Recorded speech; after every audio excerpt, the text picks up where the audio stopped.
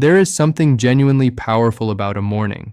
Not in a motivational poster kind of way, not in the breathless language of productivity culture that tells you to wake up at 4 in the morning and conquer the world before breakfast, but in a quieter and more fundamental sense. The morning is when your body makes its first decisions about how the day is going to go. It is when the tone gets set, when the systems that keep you moving and thinking and feeling well either get the signals they need to function at their best or get left waiting for inputs that never quite arrive. And for adults over 60, this truth is not just a nice idea. It is something that the science of aging is increasingly clear about.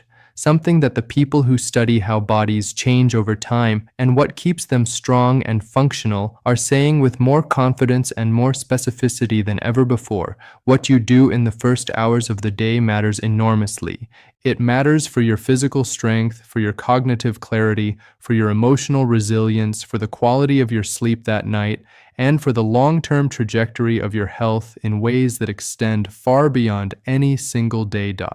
The conversation about aging and health has changed significantly in recent years, and the change is fundamentally hopeful in a way that deserves to be appreciated.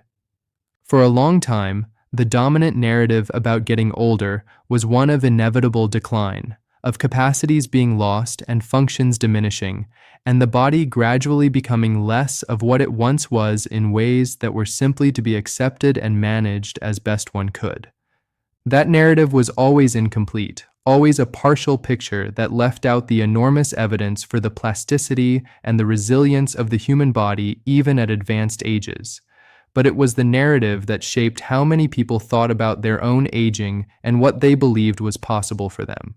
The more accurate and more useful narrative, the one that the research increasingly supports, is that the rate and the character of age-related change is far more influenced by behavior than most people have been led to believe. The choices you make every day, including and especially the choices you make in the morning, have measurable effects on how your body ages and on what it is capable of at 60, 70, 80, and beyond. None of what follows is about achieving some kind of perfect health or performing some idealized version of active aging that looks the same for everyone. Bodies are different. Circumstances are different. The health histories that people carry into their 60s and beyond are different, and any honest conversation about morning habits for older adults has to acknowledge that some people are managing conditions and limitations that make certain things more challenging and require certain adaptations. What is consistent across that diversity? What the research supports, regardless of the specific individual circumstances, is the principle that intentional morning habits create a foundation of physical and mental well-being that compounds over time in genuinely significant ways. The 7 habits that this piece is about are not complicated or expensive or requiring of special equipment or expertise. They are accessible and they are evidence-based, and they are the kinds of things that the people who study aging successfully do. Not as a performance of wellness, but as a genuine investment in the life they want to keep living. The first habit is one that sounds almost too simple to be as significant as the research suggests it is, and that is drinking water immediately upon waking. The body loses fluid during sleep through respiration and perspiration, and by the time most people open their eyes in the morning, they are already in a mild state of dehydration that has real effects on how their brain and their muscles and their digestive system are functioning. For adults over 60, this matters more than it does for younger people for a specific physiological reason.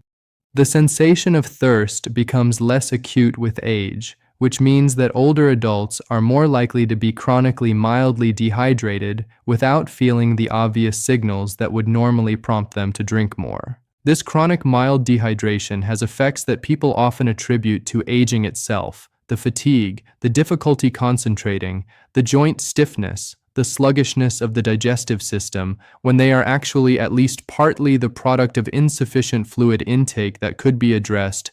Starting the day with a full glass of water, ideally before coffee or tea or anything else, begins the process of rehydration and sends a signal to the digestive system that it is time to start moving. Some people find that adding a small amount of lemon juice to that morning water makes it more appealing and provides a mild stimulus to digestion, and there is nothing wrong with that practice, though the water itself is the important element. The quantity matters less than the consistency. Making this the very first thing that happens every morning before reaching for a phone or turning on the television or doing anything else builds a habit that operates below the level of conscious decision-making and that has cumulative benefits over time that are disproportionate to the apparent simplicity of the action. People who are well hydrated think more clearly, move more easily, feel less fatigued, and have better regulated blood pressure, all of which matters at every age and matters particularly at 60 and beyond. The second morning habit is one that has been the subject of an enormous amount of research in recent years, and that has consistently demonstrated benefits that extend across almost every dimension of health that matters for older adults. It is morning movement, and specifically movement that happens relatively early in the day, and that includes some element of what researchers call resistance or weight-bearing activity. The distinction between morning movement and general daily activity is important because the timing of exercise has specific effects on the body's hormonal and metabolic systems that are different from the effects of the same activity performed at other times of day. Morning exercise, particularly when it involves some form of resistance, triggers a cascade of biological processes that affect muscle protein synthesis, metabolic rate, cognitive function, and mood in ways that set a different tone for the entire day than exercise performed in the afternoon or evening. For adults over 60, the specific importance of resistance training cannot be overstated. The age-related loss of muscle mass, which researchers call sarcopenia, is one of the most significant drivers of functional decline in older adults, contributing to falls, to reduced mobility, to metabolic dysfunction, and to the loss of independence that many older adults fear most. The good news, and this is genuinely good news that more people over 60 need to hear clearly, is that muscle tissue remains responsive to resistance training throughout life, including in very advanced age.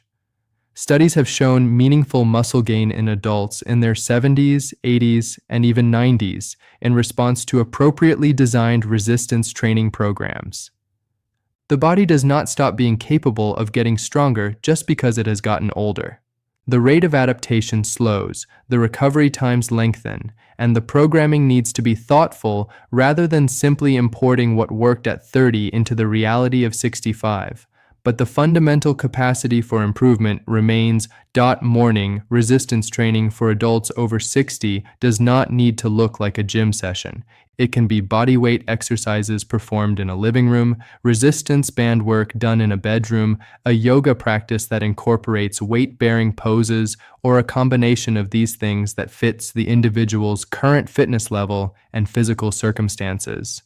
The important elements are consistency, progressive challenge over time, and attention to movements that address the muscle groups most important for daily function, the legs and the core and the upper body in roughly that order of priority. 10 to 20 minutes of this kind of morning movement, done consistently 5 or more days a week, produces benefits that accumulate over months and years in ways that significantly affect the quality and the independence of life in later years. The third habit is one that gets discussed less often than exercise and diet in conversations about senior health, but that has a body of research behind it that is extraordinarily compelling. It is morning sunlight exposure, and specifically the practice of getting outdoor light into the eyes within the first hour or so of waking.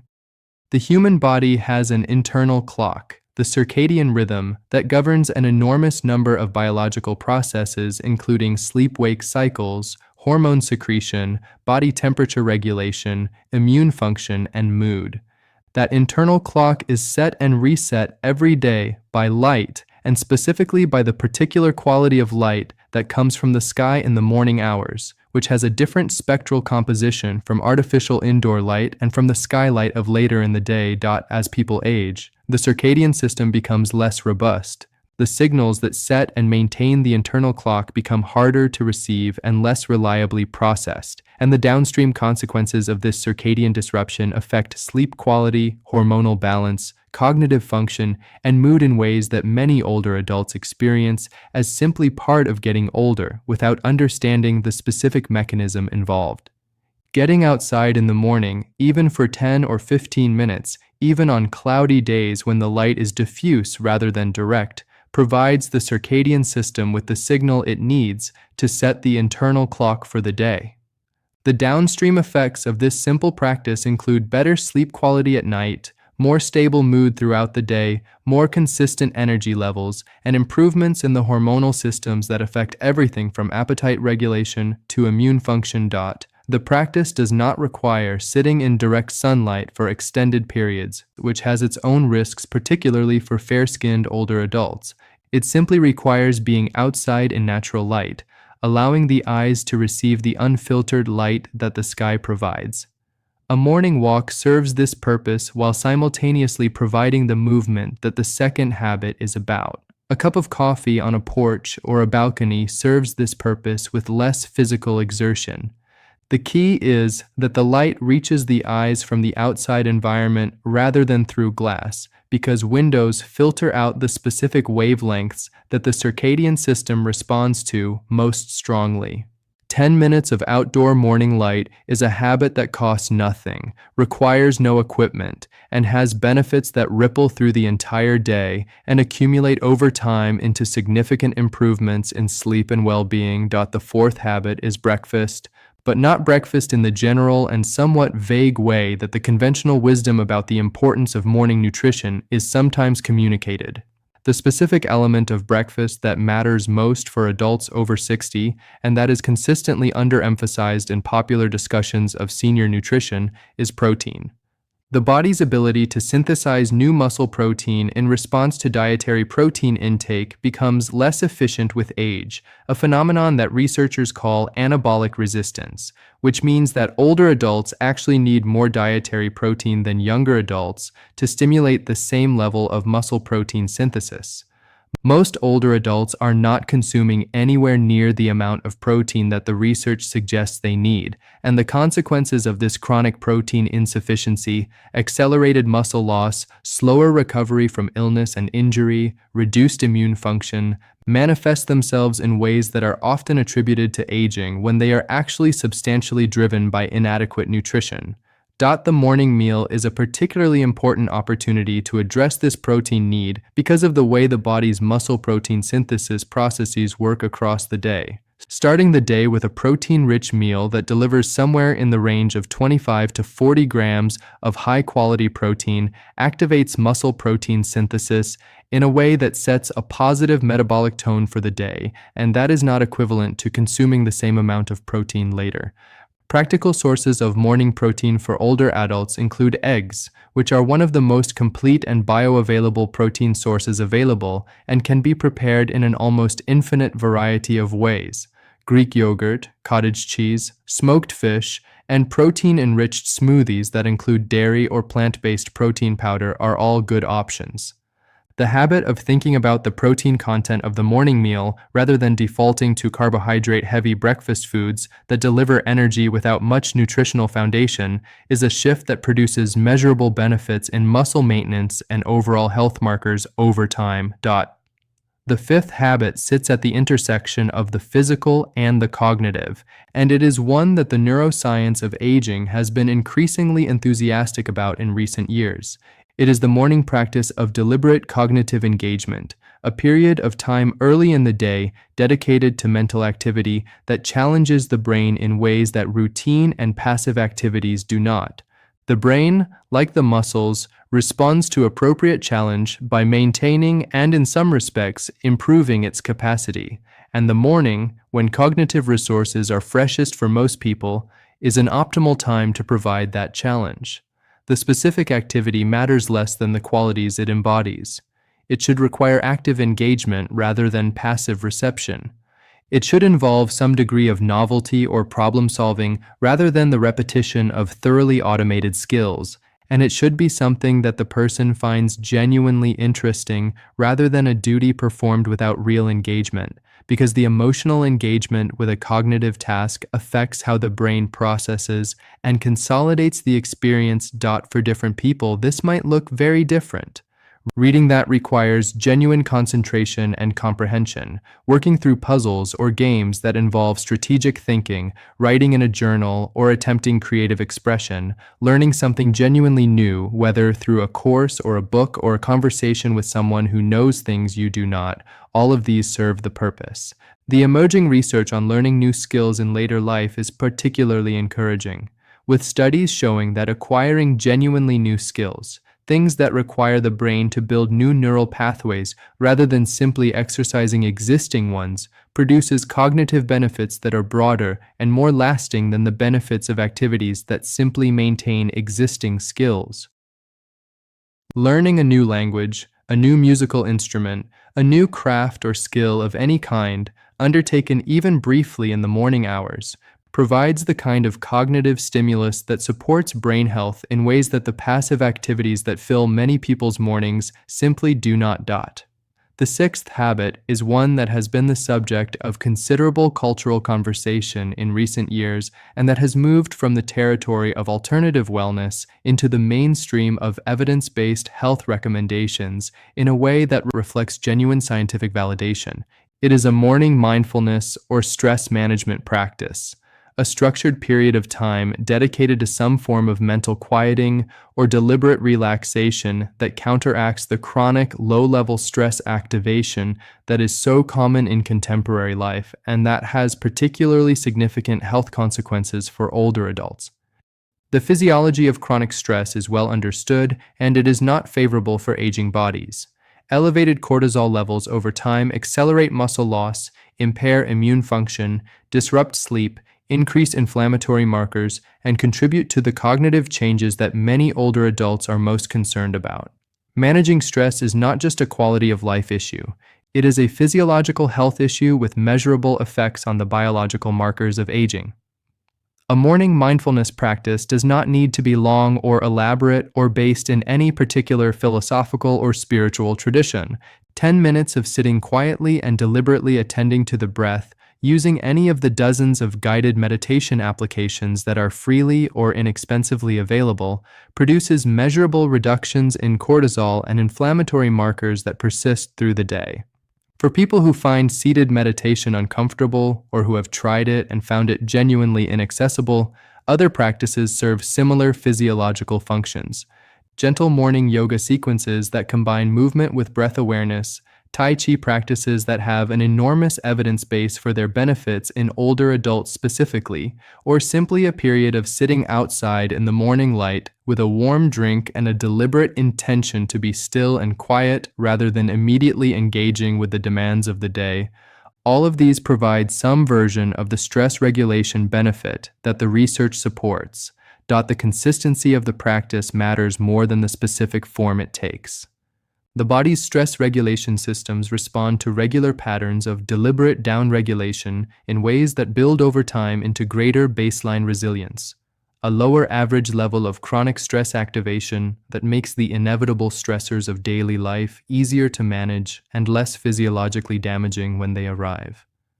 For adults over 60 who are managing the specific stressors that this life stage often involves, health concerns about oneself or a partner, the emotional weight of loss and transition, the particular anxieties that can come with aging in a culture that does not always value or support older adults with the care they deserve. A morning practice that provides some measure of deliberate stillness and perspective is not a luxury. It is a genuine health investment. The seventh habit is one that seems, at first glance, to be less distinctly a morning practice than the others, but that has a specific morning implementation that makes it particularly effective and particularly relevant to the challenges of healthy aging. It is social connection, and specifically the habit of beginning the day with some form of positive human contact that involves genuine engagement rather than passive consumption of content about other people's lives. The research on social connection and healthy aging is among the most consistent and most striking in the entire field of gerontology, with study after study finding that the quality and the consistency of social relationships is among the strongest predictors of healthy aging across virtually every measure that researchers have used to evaluate it. The mechanism is both psychological and physiological, operating through the same stress regulation systems that the mindfulness practice addresses, but through a social route rather than an internal one. For many adults over 60, the social landscape has changed in ways that make maintaining the level of connection that health requires more challenging than it was in earlier life stages. Retirement removes the daily social contact that workplaces provide. Children have often grown and established independent lives at a geographical distance. Friends and partners are sometimes lost to illness and death in ways that create genuine social gaps. The particular social isolation that can develop in later life is not a trivial inconvenience. It has health consequences that researchers have compared in seriousness to smoking, which is a comparison that tends to get people's attention because most people understand smoking as a serious health risk while underestimating the health consequences of loneliness and disconnection. The morning implementation of this habit might look like a brief phone call to a friend or family member, a message exchange that involves genuine personal engagement rather than the passive scrolling of social media feeds, a coffee meeting with a neighbor, a conversation with a partner that involves real listening and real sharing rather than the efficient exchange of logistical information, or participation in a morning group activity of any kind that brings people together around a shared interest. The specific form matters less than the quality of the engagement and the regularity of the practice. Building social connection into the morning routine means that it happens before the day fills up with other demands, rather than being continually deferred to a later time that never quite arrives. It means starting the day with a reminder of the relationships that give life meaning and with the physiological benefits that positive social contact produces in ways that set a different tone for the hours that follow.